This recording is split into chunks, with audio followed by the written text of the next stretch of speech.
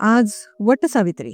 आधी आपण याची थोडी सायंटिफिक बाजू बघूयात आणि मग वटसावित्री या मागची कथा पाहूयात. आमच्या पीस विदिन चॅनलमध्ये आपले खूप खूप स्वागत. भारतीय वंशाच्या फक्त 3 वनस्पती आहेत ज्या 24 तास ऑक्सिजन सोडतात. वड, तुळस आणि कडुलिंब.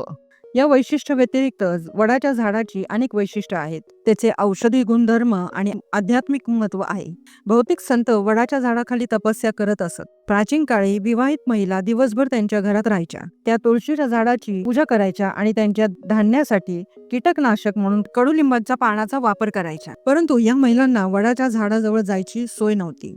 साधारणपणे गावातील वडाच्या झाडाखाली गावातले पुरुष काही महत्त्वाचे निर्णय चर्चा करण्यासाठी बसत असत. त्यामुळे विवाहित महिला वडाच्या झाडाजवळ जाऊ शकत नव्हत्या. म्हणून हे वटपौर्णिमा व्रत एक व्यवस्था आहे, जेणेकरून विवाहित महिला वडाच्या झाडाजवळ जाऊ शकतील आणि त्यांचे सर्व फायदे त्यांना मिळतील. हे व्रत पूर्वी 3 दिवस पाळले जात असे, जे आता एका दिवसासाठी कमी केले आहे. महिला त्यांच्या पतीसाठी हे करत असत, म्हणून गावातील पुरुष याला विरोध करू शकत नव्हते आणि त्यांना पूजा करण्यासाठी वडाच्या झाडाजवळ एकत्र येण्याची परवानगी द्यावी लागत असे.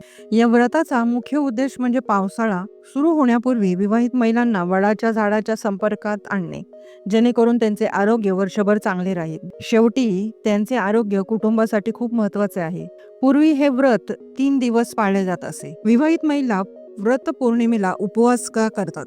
उपवास करणे हा शारीरिक शुद्धीकरणाचा सर्वोत्तम मार्ग आहे. जर त्या उपवास करत असतील तर त्या वडाच्या झाडातून उत्सर्जित होणारी जास्तीत जास्त सकारात्मक ऊर्जा शोषू शकतात. आपण वडाच्या झाडाला धागा का बांधतो? कापसापासून बनलेल्या धागा वडाच्या खोडापासून स्त्रीच्या शरीरात सकारात्मक ऊर्जा हस्तांतरित करण्यासाठी पूल बनतो. म्हणून ती जास्त ऊर्जा मिळण्यासाठी झाडाशी जोडली जाते. त्याच वेळी वडाची झाडे पर्यावरणासाठी खूप महत्वाची आहेत. जेव्हा आपण दगडावर कुंकू लावतो तेव्हा ते आपल्यासाठी पवित्र बनते. त्याचप्रमाणे पवित्र धागा लाकूड तोड करणाऱ्यांकडून झाड तोडण्यापासून वाचवतो.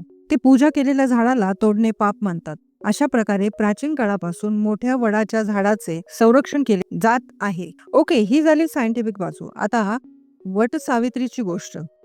या व्रतामागे एक पारंपरिक, हृदयस्पर्शी आणि पौराणिक आख्यायिका सांगितली जाते. सावित्री आणि सत्यवान यांची. अनेक वर्षापूर्वी भद्र देशात अश्वपती नावाचा एक धर्मनिष्ठ राजा राज्य करीत होता. त्याला सावित्री नावाची एक सुंदर, नम्र आणि अत्यंत गुणी कन्या होती. सावित्री मोठी झाली आणि तिच्या विवाहाचा प्रसंग आला. राजा अश्वपतीने तिलाच आपला जीवनसाथी निवडण्याची संपूर्ण मुभा दिली. सावित्रीने निवड केला सत्यवानाचा. सत्यवान हा शाल्व राजाचा राजकुमार धुम्रसेन नावाच्या अंध राजाचा पुत्र होता. एका युद्धात पराभूत होऊन राजा धुम्रसेन आपल्या पत्नी आणि पुत्रासह जंगलात वास्तव्य करत होता. त्याचवेळी नारद मुनींनी सावित्रीला सावध केलं. सत्यवानाचं आयुष्य फक्त 1च वर्षाचं आहे, पण सावित्रीने त्यांच्या सल्ल्याकडे दुर्लक्ष केलं. तिचा निर्धार अढळ होता. ती सत्यवानाशीच विवाहबद्ध झाली आणि जंगलात येऊन सासू सासऱ्यांची आणि पतीची निस्वार्थ सेवा करू लागली. जेव्हा सत्यवानाच्या मृत्यूला फक्त 3च दिवस उरले होते, तेव्हा सावित्रीने कठोर उपवास सुरू केला आणि व्रत आरंभिलं, ज्याला आपण वटसावित्री व्रत म्हणतो. त्या दिवशी सत्यवान लाकडे तोडण्यासाठी जंगलात गेला. सावित्री त्याच्या सोबत होती. लाकडे तोडताना सत्यवानाला अचानक चक्कर आली आणि तो जमिनीवर कोसळला. तेव्हाच तिथे आले मृत्यूचे देवता यमराज. ते सत्यवानाचे प्राण घेऊन जाऊ लागले, पण सावित्री ही त्यांच्या मागे निघाली.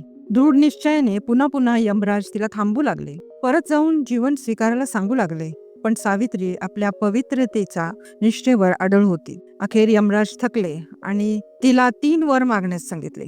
सावित्रीने मागितले, सासऱ्याचे डोळे परत मिळावेत, त्यांचे हरवलेले राज्य परत मिळावे आणि स्वतःला पुत्र प्राप्ती व्हावी. यमराजांनी तथास्तु म्हटलं, पण नंतर लक्षात आलं पतीविना पुत्र प्राप्ती शक्यच नाही. आपलं वचन पाळत त्यांनी सत्यवानाचे प्राण परत दिले. सावित्रीने आपल्या पतीचे प्राण वडाच्या झाडाखाली परत मिळवले होते.